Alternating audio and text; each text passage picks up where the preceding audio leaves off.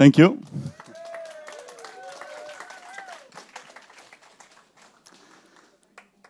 Ladies and gentlemen, like most people in this room, probably, I wake up every morning thinking of the Roman Empire. And one quote I really like from this era is a quote from Juvenal, where he compares the likeliness of finding a rare and beautiful woman to the likeliness of finding a black swan. Now, a black swan might seem a little bit odd to you, and this is because black swan used to be the ancestor of when pigs fly. In French, quand les poules auront des dents. Indeed, we used to believe at that time that black swan didn't exist. We used to believe that they were impossible. Until this man, Willem de Vlaming, a Dutch explorer, one day goes to Australia, and guess what? He finds out about a black swan. Not only he is amazed, but he also brings back the black swan all the way back to Europe to show it to everyone. And everyone is in shock because for the first time they saw a black swan. And since then, we don't refer to an unlikely thing as a black swan. The funny thing about it, because there's a funny thing about it, is that this event was actually very predictable. We had pink and white swans, so why not a black one? We also had other animals that existed in black.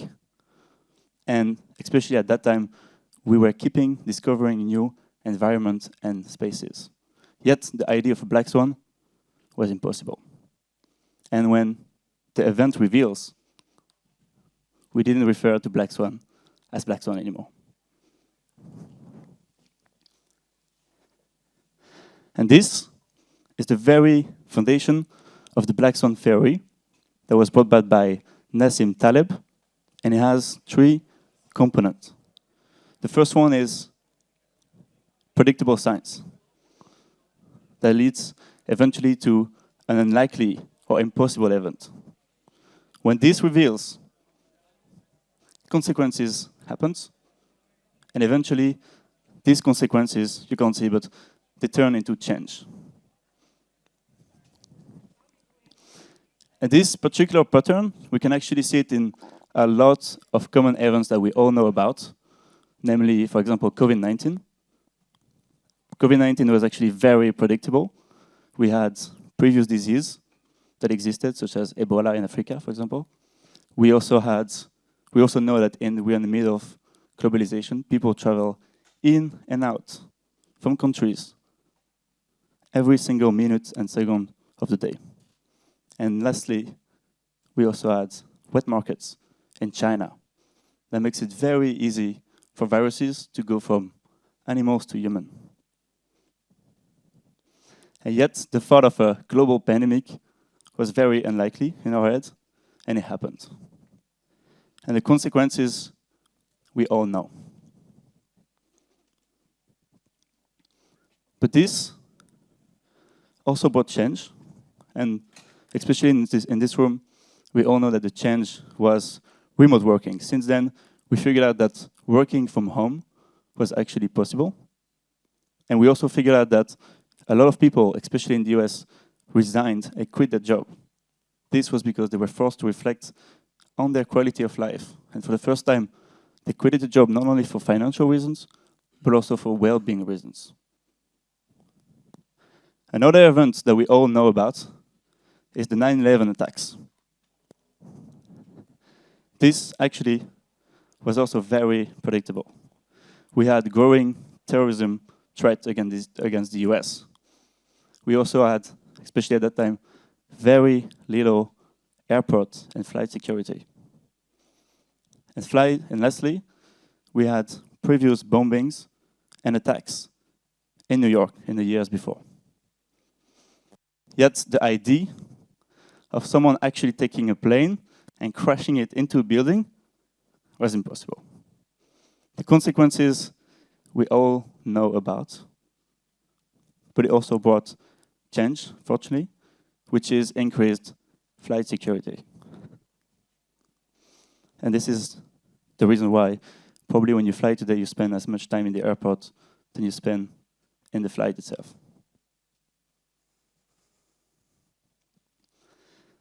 And today, in the no-code ecosystem, we just had our very first black swan moment.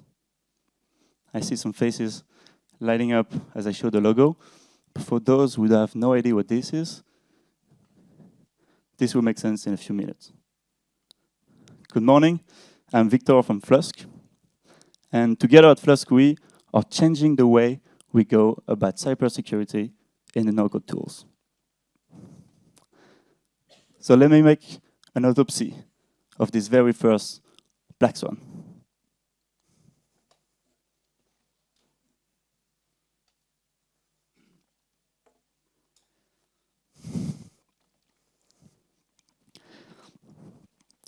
So first, as a cybersecurity company, I would just like to disclaim that we are not going to reveal any private or sensitive information. We are just here as an observer, as an external observer, just as you. And we will solely rely on public information. So let me tell you the story of Louis. Louis is an entrepreneur. Probably like most of you in this room, he has great ideas. He wants to make a difference and he wants to change the world. Right? Yeah. And one day, he wakes up with one idea, and this idea is about an app. But Louis doesn't know how to code, so he finds out about an agency. This agency is going to build the app for Louis. And it turns out this agency is a Bobo agency. The app will be made in no code. After only a few weeks of development, the app is published. The dream for Louis is becoming reality. Until one morning, he wakes up and finds out about this. Oh, I missed the slide, and it's a good one. So what is the app exactly about? You're wondering, right? The app is a dating app for right-wing people. And it's working. After only a few weeks, he managed to make partnerships with leading political figures in France, and it attracts a lot of users. Right-wing people are meeting on the app, and right-wing couples are being made. So Louis had a dream, and now it's becoming true. It's becoming reality. He's slowly shaping the future of France with his app. Until one morning, when he wakes up and finds out about this.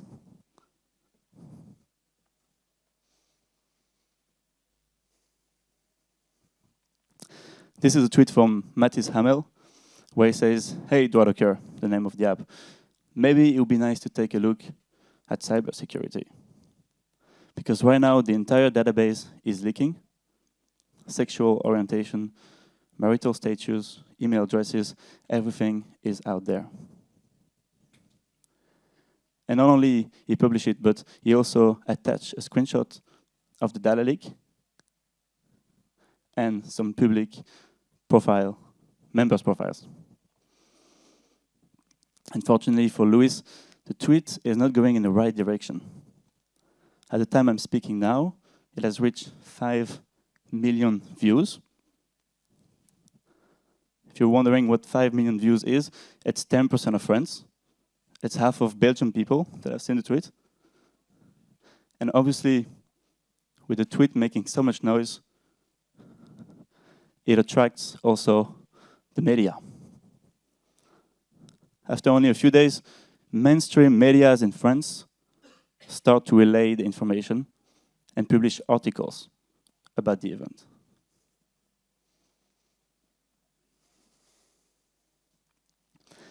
And the salt on the wound for Louis is when the CNIL is getting involved. So for the non-French speaker in the room, the CNIL is the French Data Law Enforcement Agency. It's the police for data and privacy online. And trust me, you really don't want these people, even though they're nice, to get involved with your app and request an audit on your app.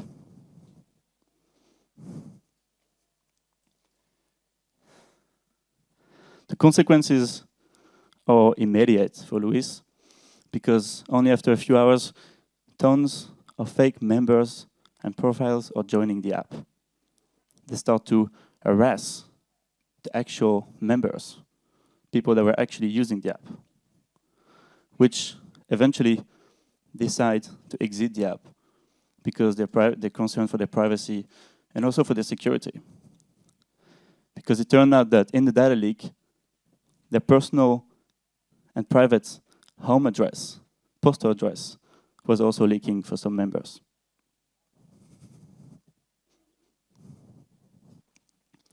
So Luis had a dream. He has a big idea, and he managed to make it live using an agency until one day when the hacker reveals a data leak. And the consequences for Luis are not only the users leaving the app, but also legal and administrative consequences. Luis had a big dream, and now he has a scandal to manage. Now he has a scandal on his shoulder.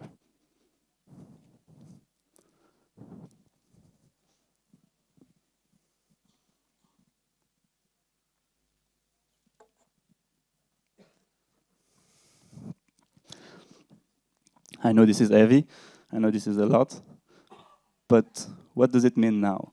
Because obviously this raises a lot of questions. Does that mean no code is going to go? Does it mean Bubble or other no-code tools are not secured? I don't think so, and I think most of you in this room will agree, because no-code is a revolution. It enables people with very little technical knowledge to make apps by themselves. People like my mom can now make apps by themselves. My mom actually has a Bubble app, and it has made app development so much cheaper and faster.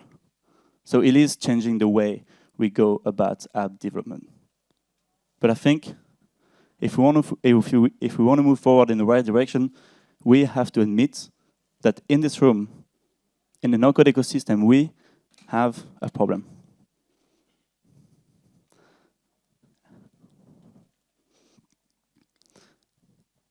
And the problem, I'm going to take an example to show it to you.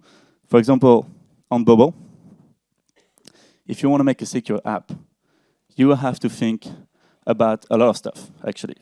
You have to think about data APIs being properly secured. You have to think about API workflows being secured as well. You have to think about defining privacy rules that are secured and top-notch so that no data will leak.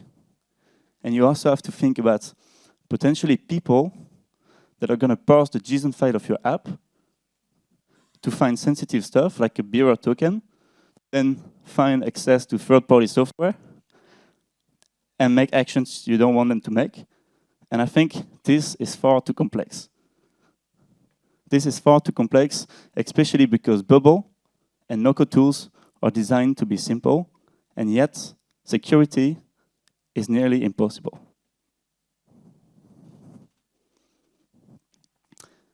And if you have to remember something, it's definitely just the next slide.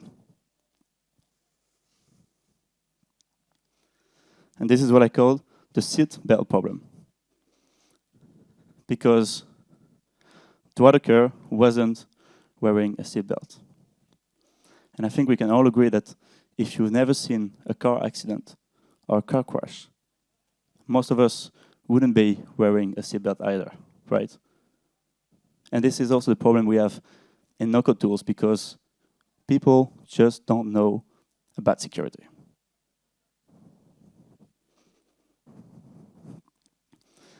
And thankfully, this wasn't a big crash. What just happened with Dwadeker was just a minimum accident. The consequences were minimum. No one was injured. We just had a fender bender. En français, un accrochage. But I think this, in this room, should be for us a warning shot. Because the hacker had actually good intentions by revealing the leak, and he was, I think, also trying to make a buzz out of the political aspect of the situation. But maybe he could have had bad intents.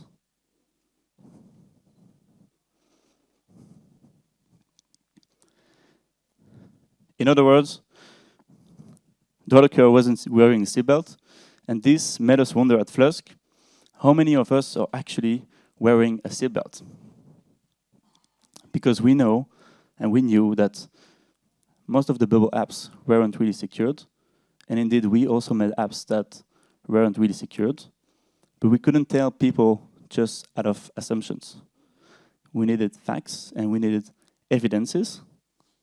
So we decided to take the top 100 apps made on Bubble and conduct a study. We took them one by one and we looked if they had any security vulnerability. Now again, as a cybersecurity company, I would like to mention that before publishing the study, we contacted every single app owner and we offered them free help to solve the issue. And we didn't publish the study until we made sure that everything was fixed. And what we found wasn't really pretty. On the top 100 apps, 76% of them had a sensitive data leak. Meaning, user first name, last name, email addresses, sometimes pictures of ID cards or even social security numbers, we had access to this. We also found out that more than half of them had compromised access. We could take actions that we weren't supposed to take. We found private and professional videos. We found third-party access. We could literally transfer money to our bank account. We also found compromised admin dashboards. We had the keys of the castle. We could take any actions, and there was nothing they could do about it.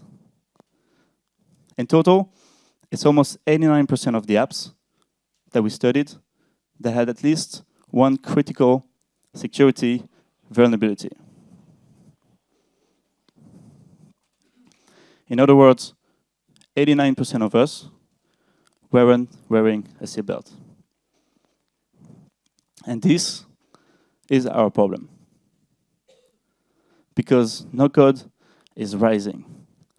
In the last 3 years, the amount of users on Bubble had doubled, meaning the amount of people making apps had doubled. And if we're all driving at such a high speed, if no-code is moving so fast, and yet, if no one is wearing a seatbelt, I think we can all see the signs of the inevitable. Because one day, someone is going to crash into the wall, and this time, this won't be a warning shot. This time, there will be consequences.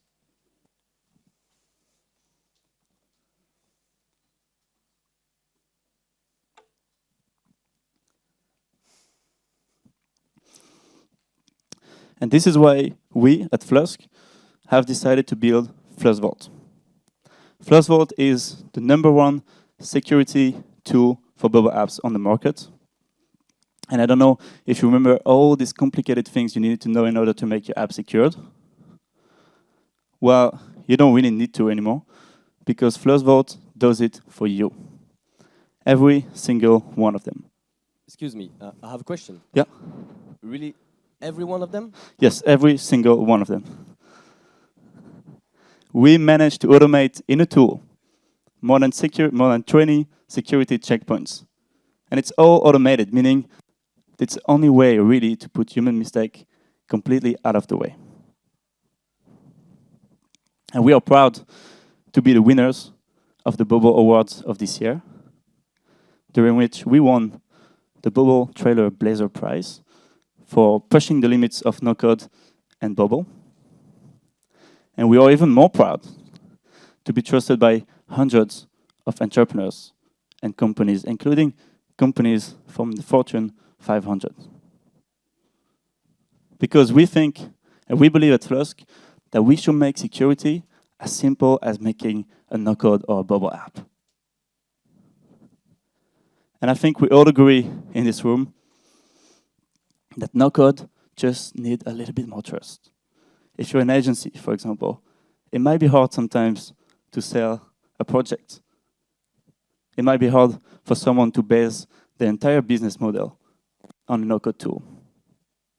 And if you're an entrepreneur, and if you build an app on Bubble, it might be hard for you to find investors. But I think we can all make a difference. I think we can all build this trust together. And if you're wondering how, well, if you're an agency, please integrate security in your work.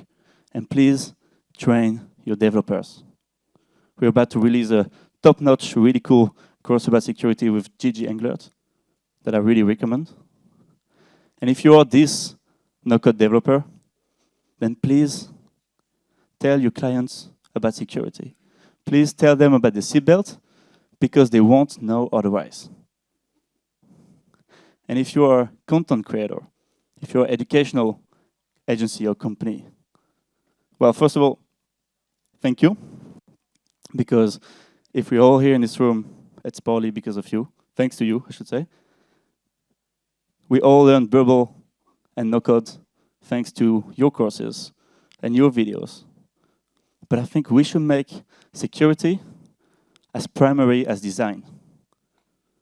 So please start and continue to make courses about security. Now, if you want to make a difference today, it's also possible. If you want to help us raise awareness, you can have a look under your seat, and you will find your very own seatbelt. You can have a look under your seat.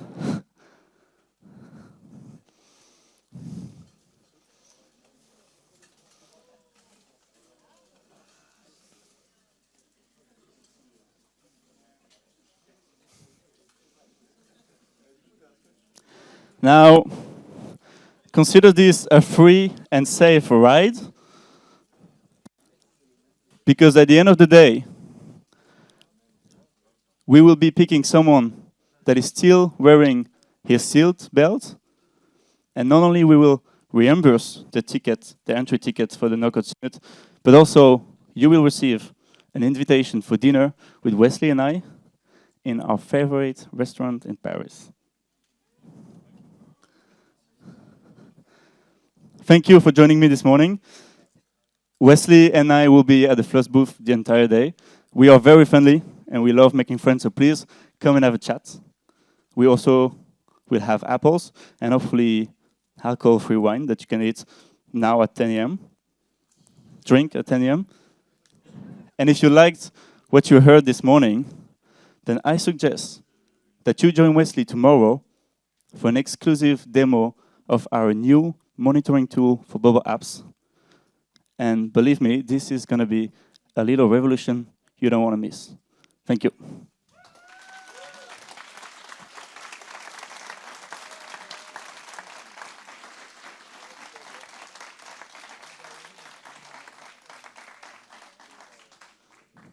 We don't have time for questions, but this is break, so we actually have time for questions.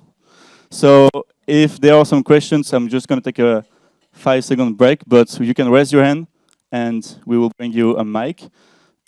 Please consider that people on the live stream are listening also, so put the mic really close to your mouth. And, oh, we have a first question.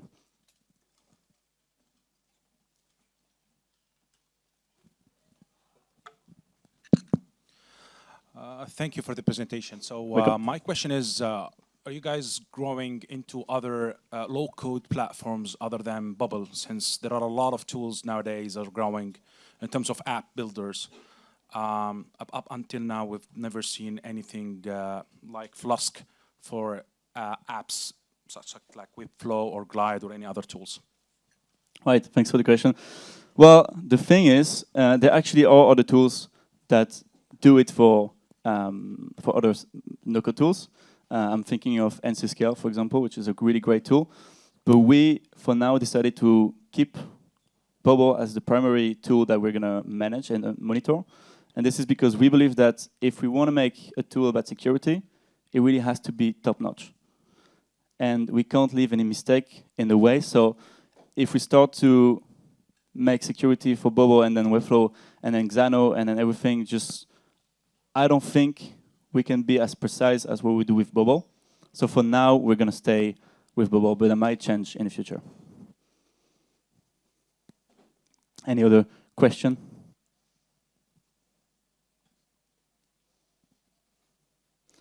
Don't be shy, please.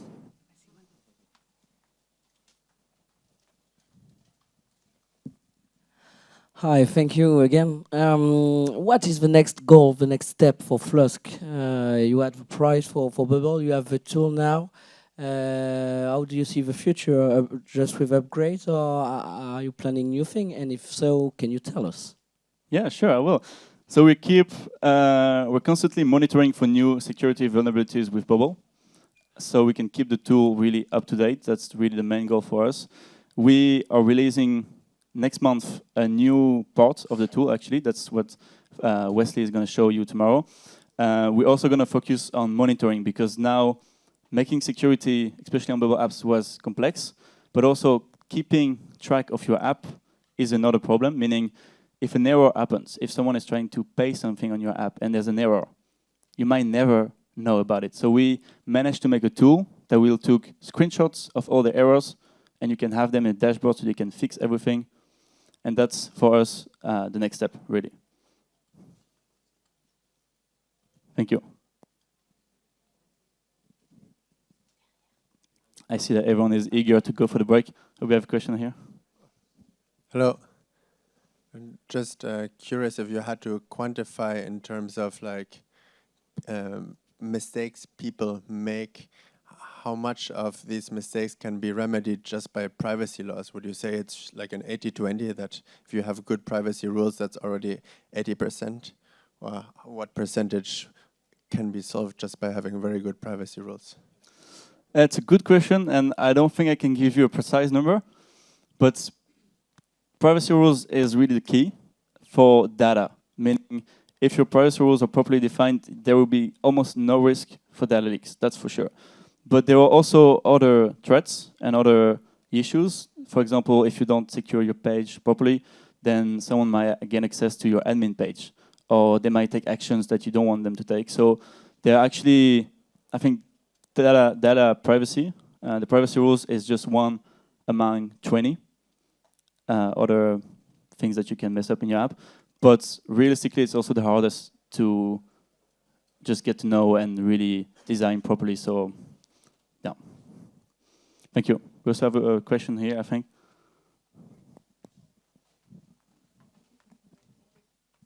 Hi.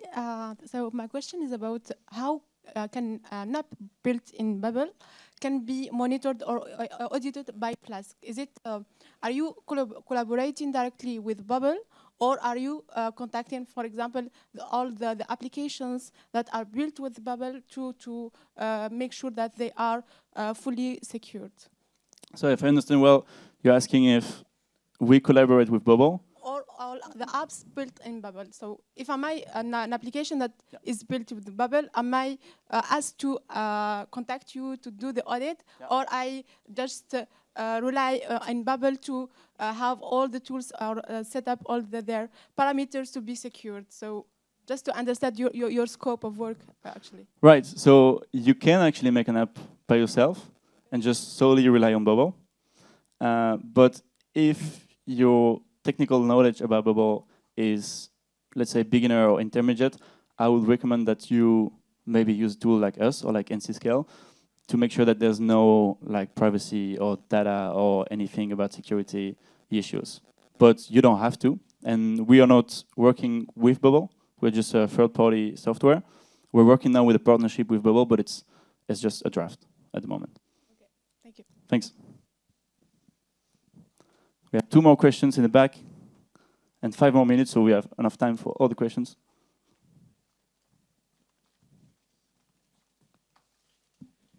Hello. Thank you for the presentation. And what is the business plan with Flusk? If we are an agency, we have a lot of clients, and do you have? We must have to pay for each client, or you have a solution for agency? Well, pricing is actually always tricky for us because we're selling security, and it's always tricky to sell security. Especially because we want to keep security accessible to everyone. We could make a tool that is only for the top apps. We have that they have to pay a lot of money, but I think it's not fair. So what we tried initially to do is that you would pay based on your company size. So if you're a single entrepreneur, you will pay 60 euro, and if you're a big company, you'll pay 1,000 euro. But it felt like we were a bit more fair than people were, so it didn't work properly. So now we're working on a new pricing model that everyone will pay the same regardless of their size. For agency, it's a bit different, obviously, because they process and they build a lot of apps. So we also have an agency plan that is being designed at the moment, and it's basically a monthly membership for unlimited amount of apps that they can audit and secure. Thank you. Hey, yeah, I'm also coming from the agency, so I'm very interested in the agency plan. So good to know you have something in the making. My question was from a bit of a different perspective, from the perspective of your application itself. You're obviously building on Bubble, but probably there's something else under the hood. So can you tell us, like percentage-wise, how much of it is built with NoCode? And what is there any portion of, and how big is it, that was built with code or with some other tools that are in between Bubble and Flusk? Thank you. Really good question, thank you. And the funny thing is, Bubble itself couldn't really believe it at the beginning, but it's 99% no code. So we didn't write almost a single line of code, which is kind of cool to see that we can build tools for no-code tools that are also made in no-code. But it's the front end is just Bubble. There's no really data going on Bubble, and everything, all the data is in Xano. All the processing part is in Xano, and for the most complex things, it's just like custom code servers. And this we had to do also because of GDPR, because the tool is GDPR compliant. So we had to host data in Europe. Yeah. Welcome. Thank you. All right. Last question, or last 2, and then we're gonna make a stop to this talk. Thank you. I have a question for people that are not comfortable with security awareness of Bubble Apps. Like, yeah, the question that you get before. Are you working with trusted partner or technical partner that can make like audits of people and of applications for people that are not aware of security flows and which are not comfortable of using Flusk maybe because they are afraid of what kind coming in the face, like Swagger file, they don't know Swagger file, and so on and so on. Are you working with a partner? So indeed, some people don't want to use our tool because, first of all, you also have to give some kind of access to us to look into your app and see if there's security issues. So some people, especially some corporate people, might not be willing to do that. Now you don't need to anymore. We don't require any access to your app in order to secure it. And we provide also audits, like manual audits. That's another service that we have. And we basically check thoroughly every single part of the app in a human way. So that's also a service we do. Otherwise, educational-wise, we don't really have courses or things, but we have a really good course with Gigi Englert in the making, and with Otto in French that are coming soon. So hopefully that also helps raise awareness. Maybe we can raise to the last question. Yeah. Hello. I just wanted to know if you think that in the future, what your company is doing should be included natively in all the no-code platforms, or if you think in the next 10 years it will still be handled by third software companies like yours. Thank you. It's a good question, because it's a bit like the trends in France. Should they be private or should they be owned by the government? because we might get better service if it's a private company, because obviously there's competition, so we want to reach really the top services. But I think also Bubble should integrate it. That's true. I think both would be great. I think if Bubble had his part, that would be great. And if private companies like us or NCScale can keep doing works like that, then we will have competition with Bubble itself for security, which I think will be making everyone's service better in the end. Thanks for joining. Have a nice day.